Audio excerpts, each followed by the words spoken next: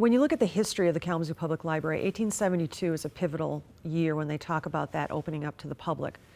But the nucleus of the library began much earlier.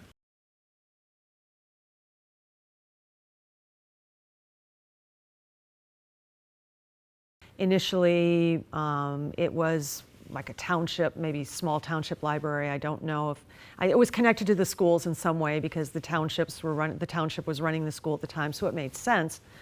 But in 1859, the state of Michigan allowed schools to create school boards, and so our school board is created. And in the next year, they decide that they're going to take operation of whatever library there is, a very small library. And the individual who took charge of it is a man named Frank Little, who happened to be secretary of the school board at that time. And it was a job that he kept for the next 12 years.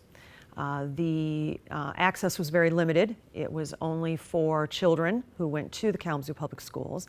It was only opened 1 hour on a Saturday. Initially, it was found in the upper floors of a building in the downtown area. There were very strict rules as far as access, how many books you could check out. I think it was only one. So that's the way it existed for those early years. It eventually moved to Corporation Hall, which could be likened to the Village Hall that held a lot of offices and the fire department. And it joined a couple other libraries that were there, the Ladies Library Association and the Young Men's Library Association, which were both private, were in the building. There was a woman by the name of, now her full name was Mary Jane Wolcott, but for years was known as Jenny. And in the canons of the Kalamazoo Public Library history is always referred to as Jenny Wolcott. She approaches the Board of Education in 1872, and whether it is a suggestion or a recommendation, says that she feels that the library should be open to the public and not limited to students who go to the school system. We know that she was a member of the Ladies Library Association. More than likely, she may have been involved with their private library. What motivated her, I'm not sure. But it was because of Jenny Wolcott that we have the public library that we know today. So all of a sudden, when it is announced by the Board of Education that the Van Duzens are going to be giving a gift for the construction of a new library, I'm sure that there were a lot of people who wondered, number one, who they were, although I'm sure that most people knew who they were, but where did this all come from? What their motivations, specific motivations that drove them to this, I'm not sure. But I do know that I read a quotation in a newspaper from the time period where Dr. Van Duzen said, the thought of children going back into Corporation Hall and having to find their way into the building and go by the jail, for whatever reason it is, may not have been the major motivating factor, but maybe was at least one of the motivating factors to let them, allow them, give them the opportunity to give money for a new building. Now, the initial gift was $50,000, which right now we don't think, oh, that's all that much money. But it wasn't just $50,000 because they also chose the site for the library on the corner of West South Street and South Rose, paid for that. Also have read that he and his wife were involved in funding some of the decorations in the building, whether it was the stained glass, whether it was any of the furniture. What it was specifically, I'm not sure. And if one did a deep dive into more of the newspapers or any of the records that the public library has, maybe it would get specific. The key for this library from the beginning to now is access. And that's what's exciting to see. Now, what kind of access is going to exist in the future? Who knows? But they are just going to be continuing the tradition that started when this institution began, even before it was open to the public, but especially in 1872 when everybody had access.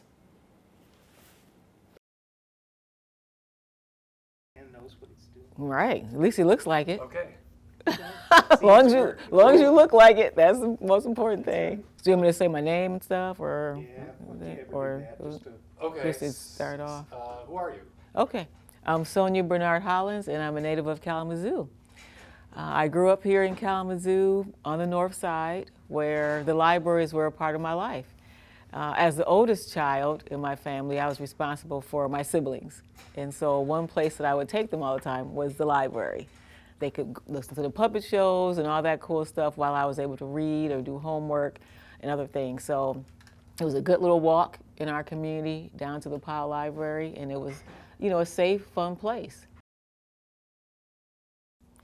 I believe what Powell Library means to the community is more than just books. It's a place where kids can come and feel safe. We think about kids getting out of the house and enjoying themselves outside, and we have LaCrone Park. We have different places we can play outside.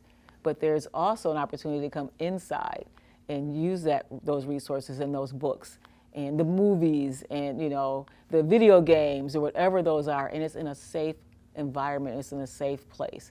So it's still part of our community, and it's bringing the children inside in a more educational environment, a more educational background than the recreation, which students need both. We need inside and outside. But it's important for our community to have a place where children can have that educational focus inside in a safe place where they can walk to, they can walk home, they can get to it, and they can be respected while they're here. And I think that's very important. As my kids got older and started going to school, I started working back in my profession of journalism. And I really did some work at the Kalamazoo Gazette for years and started Season Press, which is a self-publishing consulting firm. And so Season Press allowed me to work with local authors who wanted to self-publish and maybe didn't know how to get their books off the ground. And so my husband and I started helping all these self-published authors, and the library was a place that they would come and do their book signings and have events. So it was a great way to connect not only, my love and passion as an author to help other authors, but to have a place in the community where people can come and learn more about their books and attend book signings. In addition, I would do self-publishing workshops at the library that also brought me new clients at the same time. So, the library has been an opportunity for me not to only just grow as a kid, bring my own children, be here as a professional, but also give back to the community. Without the library, I don't know if my path to writing and journalism would have been as easy or as accessible, or if I would have had that support without that. If there was no Powell Library in my community, where would I be? I don't know. Libraries at school, you're only there during school time. Right. But, this is the weekend, this is the evening where you have the opportunity to come into your library. So where would our community be if there was no Powell Library, if there was no opportunity for kids to have that additional time, right, to spend in the library? It's very important. So. To be inspired.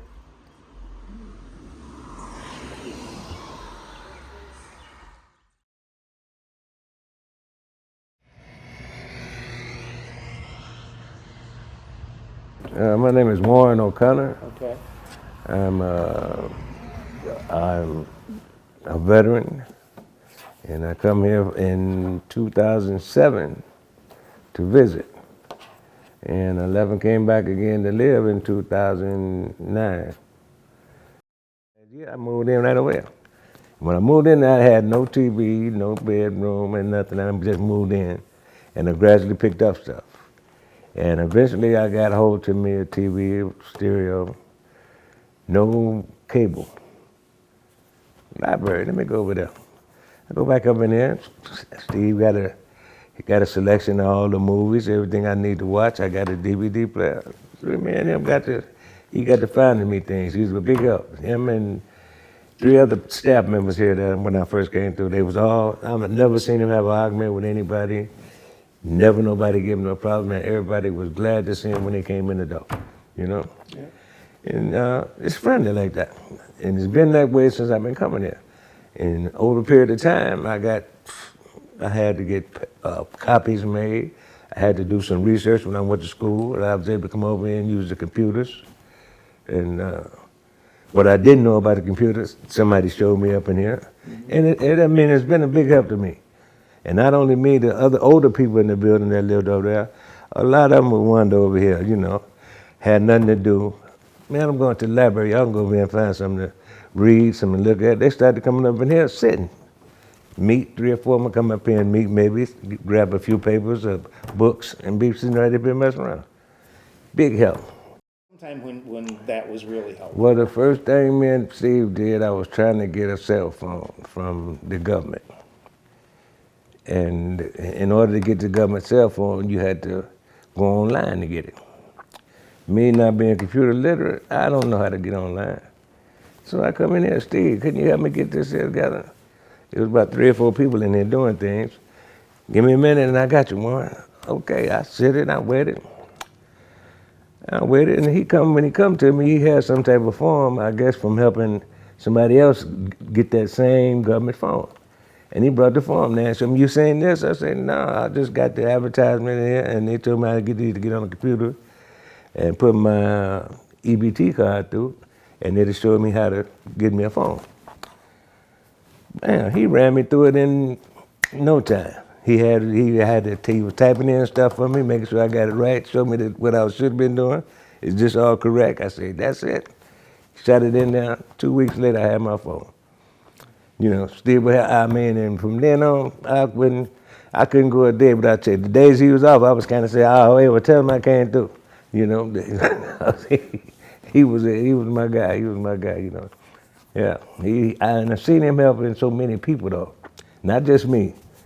Other people, every time I've been there, I've never seen nobody getting turned away with an attitude, turned away without having what they came in here to do, either getting done right then or to be done later on. You know, everybody, I've never seen anybody come in there leave mad that they couldn't get it done, you know? Good place, I like this place. Where did all of that Yeah. come from? Well, at the time that Flora B. Roberts, the library director who comes in 1918, she, within a few years, recognized the need for a new building.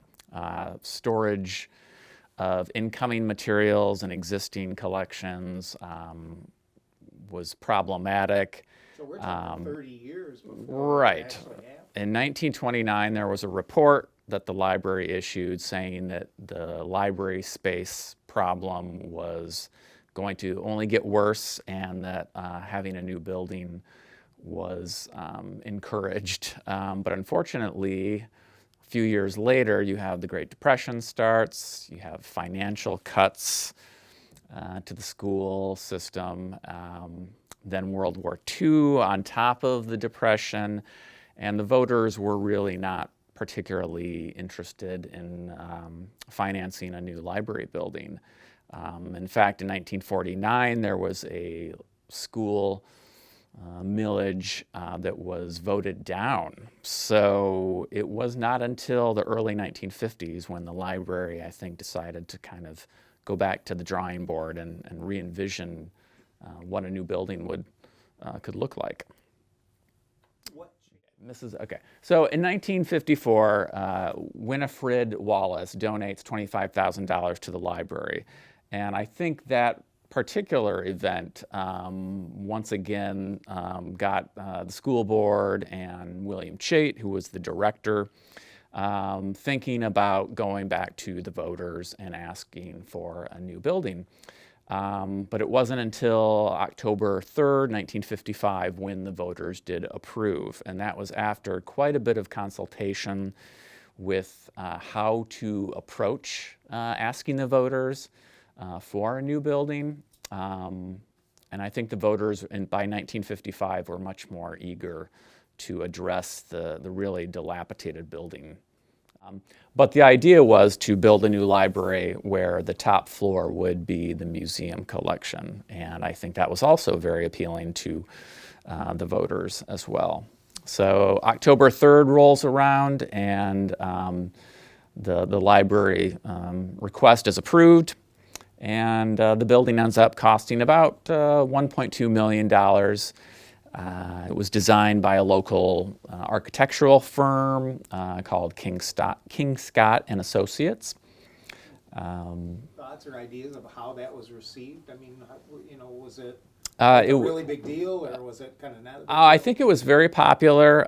This building was architecturally part of the new modernist style. It had lots of open space, a lot of areas for patrons to use the library for reading purposes. There was a lot of open furniture available, plenty of space for the museum on the second floor, and for office space for staff. And yeah, Dr. Mark Crum is hired 1956, a year after they get the new, or at least the voters voted for the new library. And he comes in, and he was a very popular director. In 1957, he hires the first African-American librarian in the library system, who was the teen librarian, and her name was Mary May Spradling. Well, since the building of the second library here in 1959, the library has had a tremendous amount of support from taxpayers. Every election since then, the voters have said that they wanted a strong, viable library system. And I think this was certainly the election of 1955 was overwhelmingly in favor of a new library. I think they won every single district. The library has always been very well supported. It was able, with this new building, to offer even more services than what they had been able to do in the more constricted older building.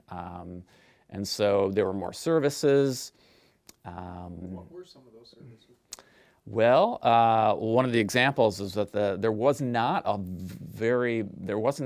an emphasis on addressing the teenager. And when Dr. Crum hired Mary May Spradling, he did so basically to really kind of re-energize a particular service that was very focused on the teenager. And she had an interest in teenagers, was very interested in trying to draw in more African American teenagers to use the library.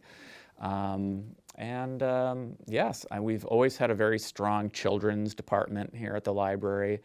And I think the museum was also another very vital cog in this community that really appreciates the kinds of services that the library offers. And look at this thing 30 years out, another 30 years out or whatever. Where would you like to see the library? Or where,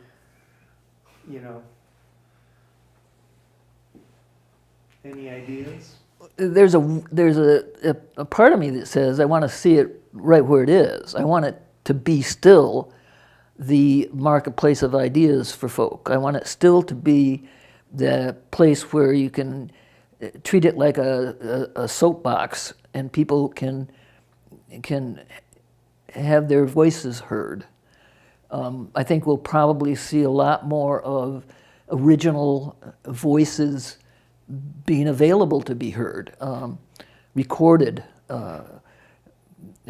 Much like what Public Media Network does in terms of allowing people the opportunity to film their own work and be local journalists. We probably will have a lot more of that kind of resource available within the space.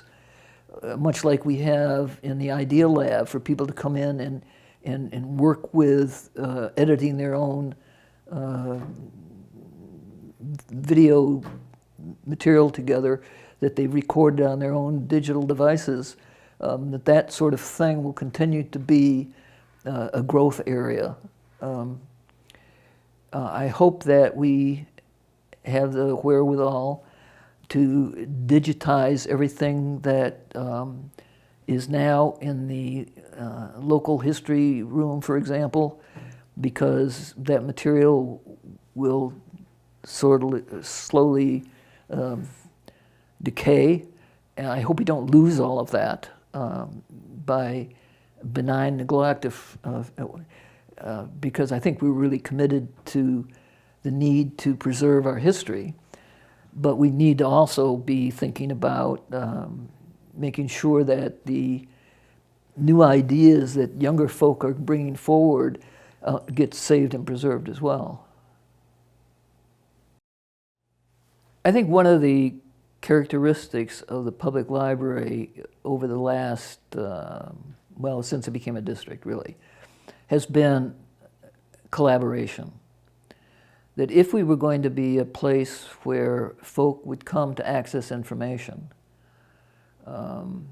they were going to find out about the resources that were available to them throughout the community. Certainly we would want them to be able to do that.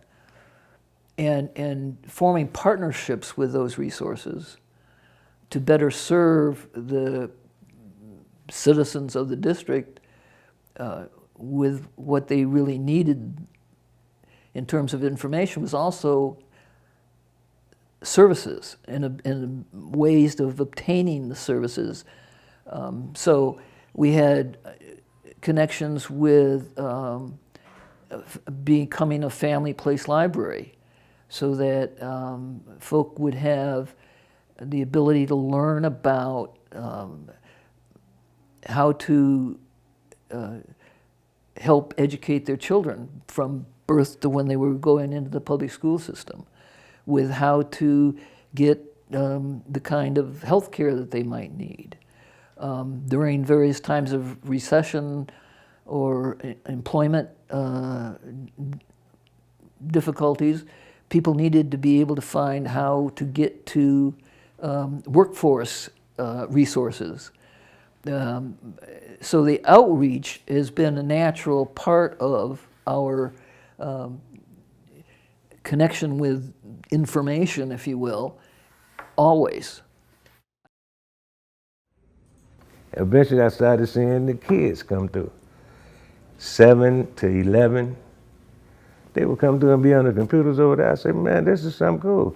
And they get off the computers and go in the back further. They got books for kids to read, stuff for them to play with.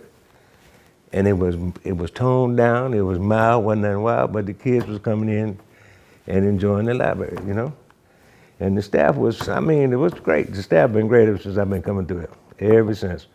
And I've been getting movies here still. I come through just to visit sometime, bring my grandkids over sometime. And this is a wonderful place. I mean, if you look around, you can see books, music, computers, and people. They all go together. I mean, it's very nice. It's a very nice thing, you know.